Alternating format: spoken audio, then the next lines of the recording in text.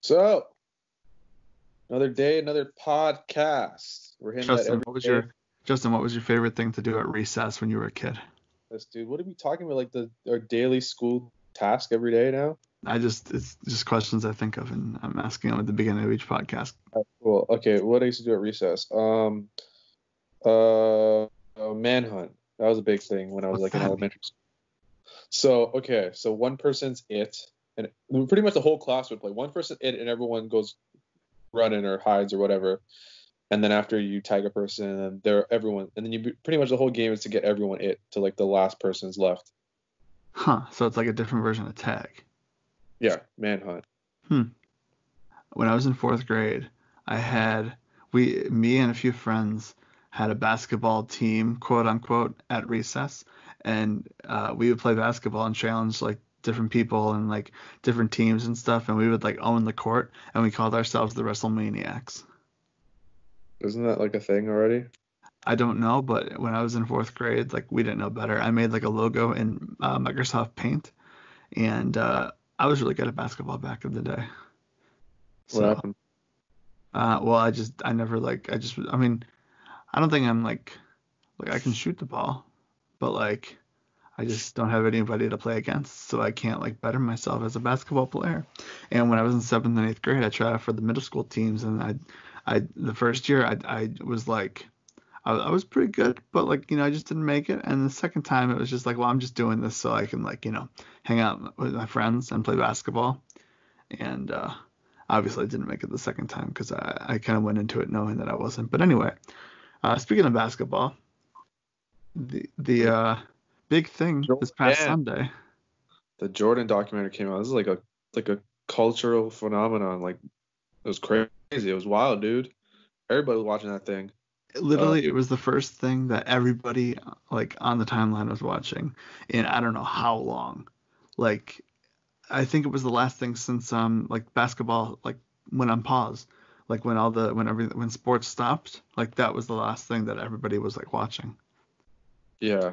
Um, I have it available on Netflix, so I watched the day after it came out. So I got to watch it commercial free. It was great. That is the way to go. Because when I was watching it, like here's the thing, I'm gonna watch it live every week just because I want to see it while everyone else does, and because the majority of the stuff that I listen to and watch like afterward, like they all talk about it, so I like need to watch it with everybody else so I know what's going on.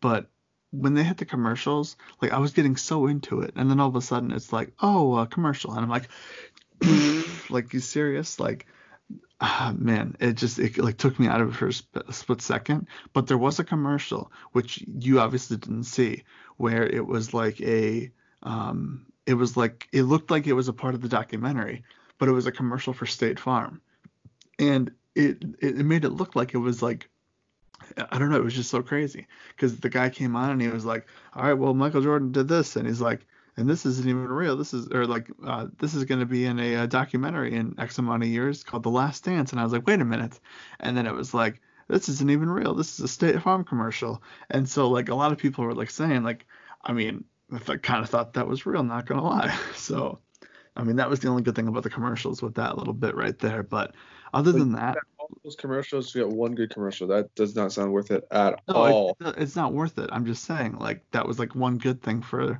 like doing the commercials was like I got to experience that for a second, but that's definitely going to be an every week thing and it's going to get annoying. So, but no, like I'll take the commercial breaks versus like not watching it live. Like that's something that I feel like I need to watch live. So, yeah. Well, I could watch it live as I legally streamed it, so I'll just wait for the Netflix thing in the morning. But I thought this is a must-watch documentary for even people that don't watch sports. I think it's a documentary anyone can get into because it's not about basketball. It's about the drama.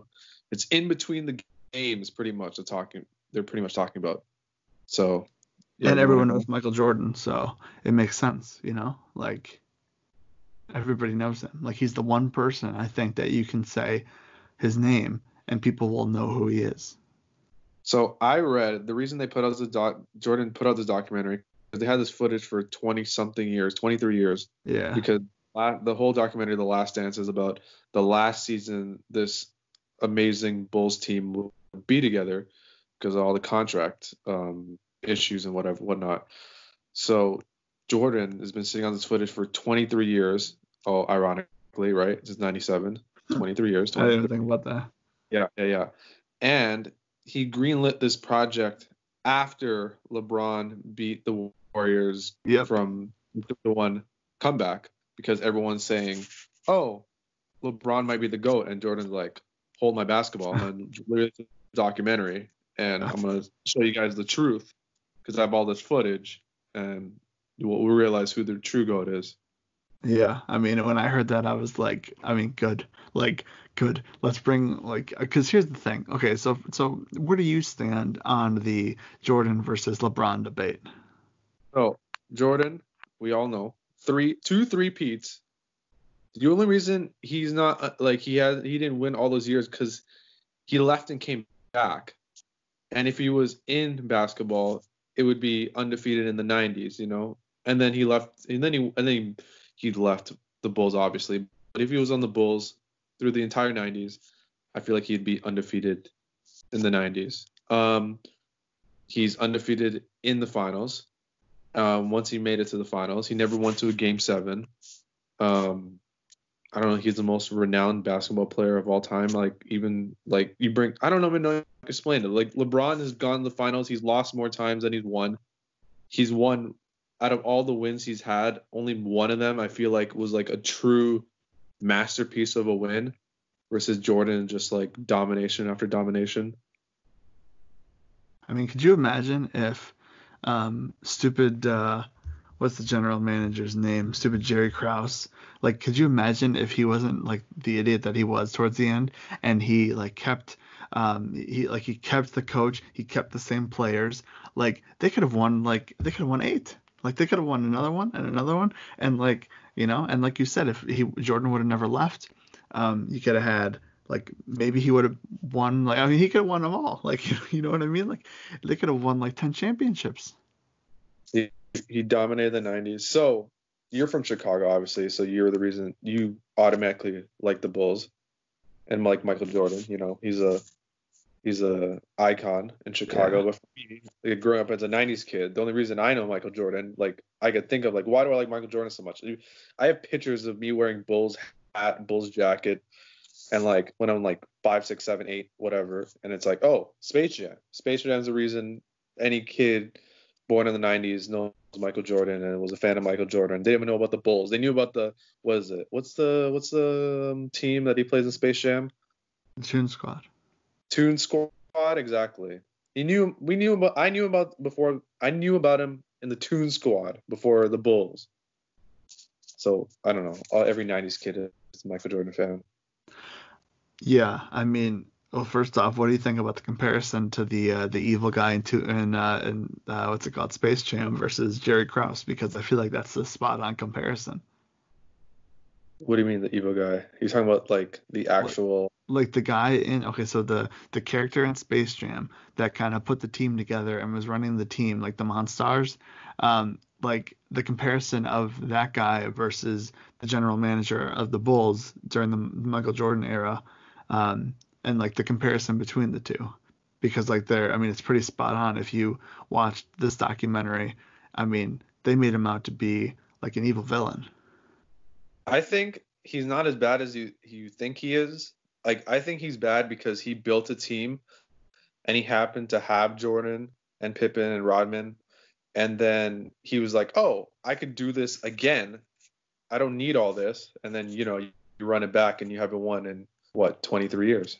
I mean, like that's the whole thing. Like when you have the greatest basketball player to ever live saying, "Hey, I will only play for this coach," like how do you say otherwise? You know what I mean?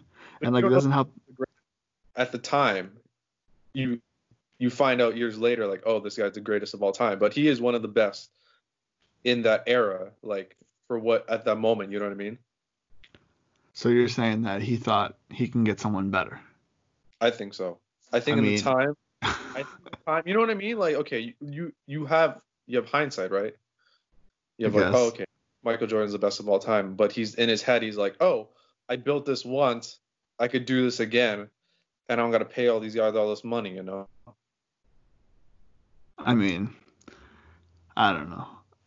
I mean, it's just, it's just crazy. Like, I don't know. I was like speechless when I like kind of put two and two together, and just hearing everybody talk about how, you know, like the greatest basketball player ever is saying, like, I like this coach and I'm only going to play for this coach. And then it's like, well, we're It going to get makes rid sense. of the coach. It makes sense. Imagine LeBron said that, bro. LeBron, they ain't doing that. LeBron's like, keep that coach, they're keeping that coach. If they fire that coach, they're firing that coach. Exactly. They know now. They're like, okay, our star player's our star player.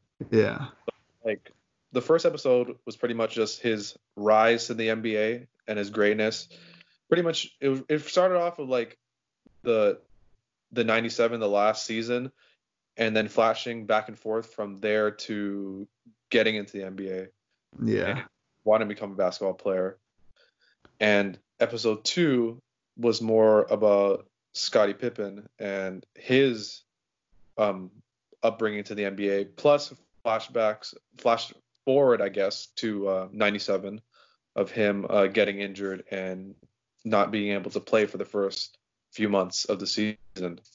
And it was like I like the nice dynamic of back and forth, like showing like, hey, this is the end game. We're building towards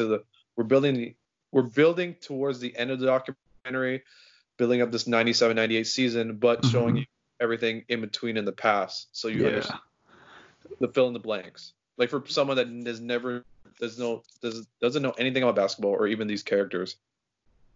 Yeah, it's kind of like here's the beginning of the story, like mashed with the end of the story, and like we're telling it like in conjunction, I guess you can say. And obviously like showing the college stuff was really fun because Roy Williams, who was like I think at the time he was like an assistant coach or something for North Carolina. He coached for Kansas for a couple of years, and he was like I think he won a championship. So like that was like cool to see him because like Roy Williams came from Kansas like coaching, so like that was fun. And I don't know, it just like the one thing I thought of when it comes to the college footage was like I forgot that they just didn't have like a 3-point arc in college for the longest time. Yeah. Like that was like the NBA kind of thing where they just like like I couldn't imagine games today without the 3-point like shot. You know what I mean? Isn't it crazy how that just that championship game in the Superdome? I was like, geez, this is so old. Yeah, and like the amount of people there, and it's probably still one of like the last or one of the most attended like college basketball games because of Michael Jordan, and like that was crazy to see. And I mean, I don't know, it was just it's so big, and yet he got drafted number 3. Like that's wild in itself. yeah, I mean, but like that's I don't know, it's like the whole like Patrick Mahomes and like Mitch Trubisky, like Deshaun Watson thing where it's like, you know, like do the Bears take Mahomes or do they take like Mitch Trubisky?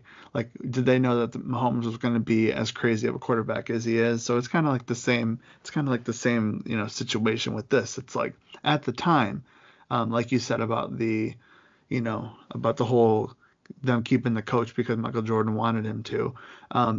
Like at the time, you're like, oh well, this guy's gonna be like the next best thing or whatever. So like you don't know during that time. So that's like a chance you take. Yeah. This documentary was wild watching, and I was sad that I was actually happy that there was 2 episodes instead of 1, because watching just one like would have been like, oh my god, that's it. But like I like how they're doing 2 episodes and they're about like 45, 50 minutes each, so you get a good almost 2 hours worth of watch. And episode 3 is going to be about what the shoot? I'm spacing out here. It was Rodman. Yeah, Dennis Rodman. So like that should be very interesting to say the least. Guaranteed by like in 2 weeks I'll have a Rodman jersey. I'm already looking as it is. Here's the thing. I was thinking of that black pinstripe one. I was thinking about you saying that, and I was like looking at like the different like things on like the Bull store and like the 1998 finals like jumpsuits and like warm up like sweats and stuff, and I was like, honestly, after episode 2, I kind of want a Pippen jersey. Right, right, exactly. I He's knew, just like, like a nice guy. I know he kind of got screwed out on his deal, and Yeah. like I get, but it's kind of his fault too. He signed that 7-year deal for For such a his long. for his family, like that was the whole thing. Yeah. Yeah. But like if you just waited out and like the NBA was getting more and more popular and getting like more and more money, like more and more TV revenue money, which gets bigger and bigger contracts, if you just waited that out and invested in himself, he would have got more money. But he even said it himself. He's like, "Hey, I didn't invest in my future. I didn't bet on myself. I just played it safe." Yeah, and he didn't know what was going to happen. And who knows, like if he doesn't take that small of a contract, do they even get like the Right? championships they did? Right. If he doesn't take that small contract, does Jordan have that number 2 guy to win with? Because I feel like without Scottie Pippen, he even says it like, there's no championship. And Hmm. it's proven because when he leaves, there's no championship. Yeah. So I don't know. It should be interesting. I'm excited for the episodes about him going to baseball, so I can hear about the White Sox back in the news. And then lastly, people forget that this wouldn't have happened if James Naismith didn't write the rules of basketball and then take it to Kansas to start basketball. So, I mean, this all goes back to Kansas at the end of the day. There's no Jordan documentary in this crazy time if it's not for Kansas basketball. So that's where I'm going to end on that note. Mike thinks he's from Kansas because he lived there for 4 years. It's fine. Hello. Hello, I'm here. You got anything else to say about the documentary? You're not from Kansas. You got anything else to say from the documentary? Oh, if they don't have like not an episode, but at least a good 30 minutes on the Jordan phenomenon, like the sneaker, I'm gonna be mad, Oh, I'm dude. sure they will.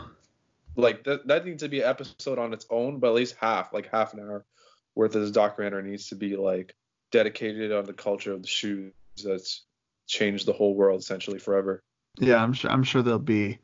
I mean, that's like, that's a big part of like him being as popular as he is. So I'm sure there'll be a thing about that. Like his whole brand of why made way more money off clothes and shoes than he ever made in basketball. Yeah. So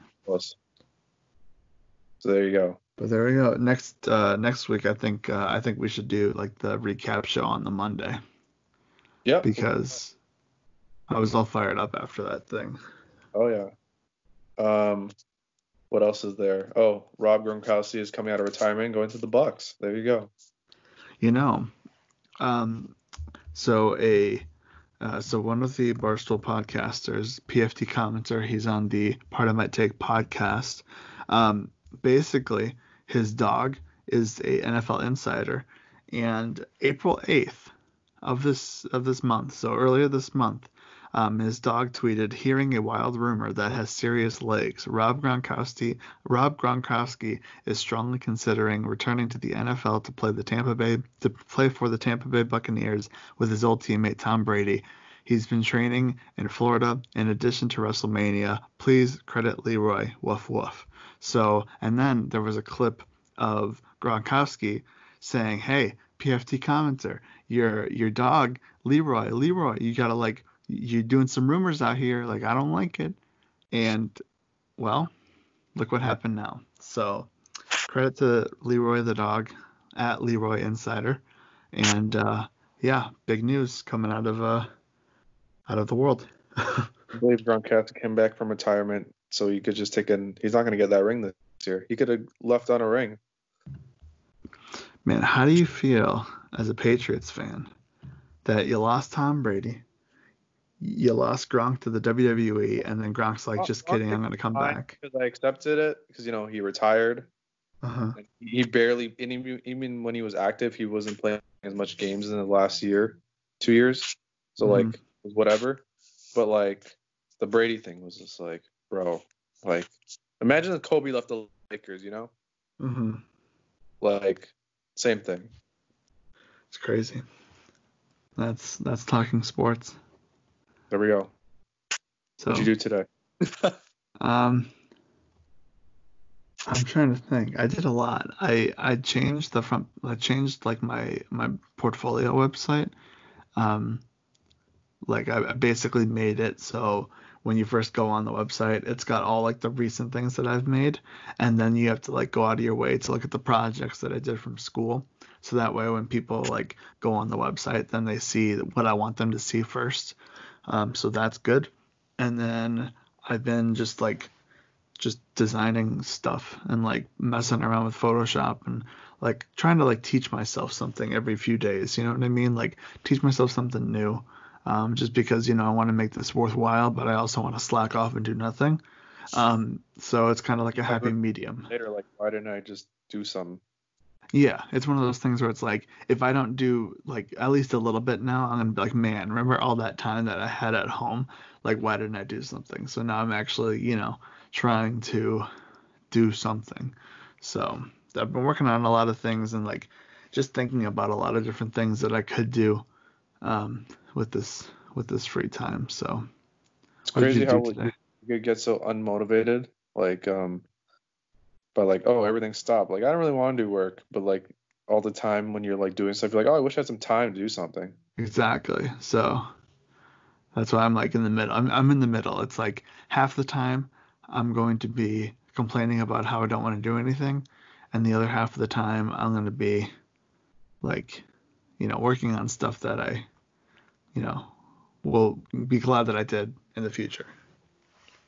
So today I woke up, I sold one figure. Someone bought the signed Finley figure from me. My name is Finley. I love. $85 shipped. Da-na-na, So there you go. da-na-na. And after shipping, I made $85 thanks to the American Oh, exchange rate for paying for my shipping.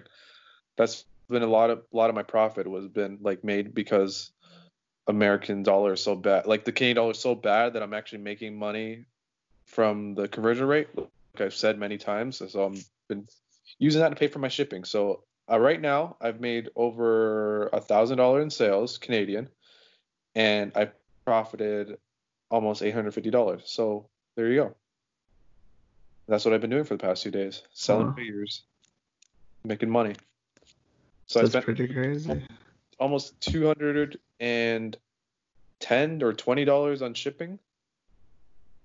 There you go. I'm watching a Minecraft stream. This is also something. Well, I did this yesterday, but I re-downloaded Minecraft because I've been watching. There's this group of YouTubers that like they were kind of ahead of their time, where they were like doing like a gaming group on YouTube, and they were called the Creatures. And so like some of them have kind of like come back around and started to stream together again. And right now they're doing like Minecraft streams on Twitch. And right now one of them is taking like a trillion chickens and trying to move them across the land. Like this is some like, back in the day, like we're moving across the land to find gold or something. And this is honestly like the craziest thing I've ever seen. So that's where mine is at right now. And then I relogged into Minecraft because I bought it like a million years ago, so I was like, let's like play Minecraft again. Like Are it's you 20, done like with 12. Animal Crossing after the dog showed up? No, no, no, no, no. I'm all in on Animal Crossing even more now. They have a update coming this week where it's legitimately they're having an addition to the museum that's already there. So there's like a museum in there, Justin, and like you find fossils around the island, and then you bring them to the museum, and then you put them up in the thing. And they have the same thing with fish. Like they have an area for fossils, an area for fish, and an area for like butterflies. And so like you bring the stuff that you collect from the island to this museum and it's on display. So they're adding an addition where they're going to have an art gallery and you have to like find different pieces of art and buy different pieces of art. And I saw these pictures and this isn't just any art gallery. It's not just like random like drawings or something like that, they made up for this game. These are like real life statues, real life paintings that I've learned about in school that they're bringing to the video game. And I'm like, first off, how is this legal? Second, Like I'm all in. Like legal. I'm all in. What I do you need mean to how? find what? What do you mean how is it legal? Well, because it's like I don't know if they have to get like some kind of, if they have to pay for something because it's like a piece of artwork that's owned by somebody. You know what I mean? Yeah. So that's why it's just like I don't know. It's just crazy. I'm like very excited for this, and I'll be collecting art in the game, so that should be fun. And yeah, looking forward to it. So that's about that. So Animal Crossing all day, pretty much. I That's what you're mean, saying. like for the next little while, yeah. Because here's the thing, like this is the thing with like Pokemon Go, where Pokemon Go, um, like it was really like crazy, and then they like slowly like rolled out stuff, and it was like it was good that they were rolling out new stuff to do, but it took them a long time to get certain things in the game. Animal Crossing is like, bam, here's bushes, bam, here's some pieces of artwork. It's like, I mean, they're adding stuff that's like really good right now, and they're like going to continue to add it. So So it's how's it working? How are you gonna go outside? Or you can just stay in your house and play? what? You can stay in your house and play now? Pokemon Go. Yeah. So basically, like they're adding that. They haven't added it yet, but like they've upped the spawn rate for you. They made the incense like longer essentially. Yeah. Um, and like they're gonna have like raids from your house. So you can like access raids from your house, but you have to pay for it because Niantic wants money. So Oh, it's they're kind of like they got to like a middle point. Like it's not so much spoofing, but like they got to like a middle ground for it. So yeah, that's about it. no. All right, It's, well, we'll be it's back tomorrow. we will be back tomorrow, dude, for AEW Dynamite review. Yeah. Sounds exhilarating. All right. We're out of here. See ya.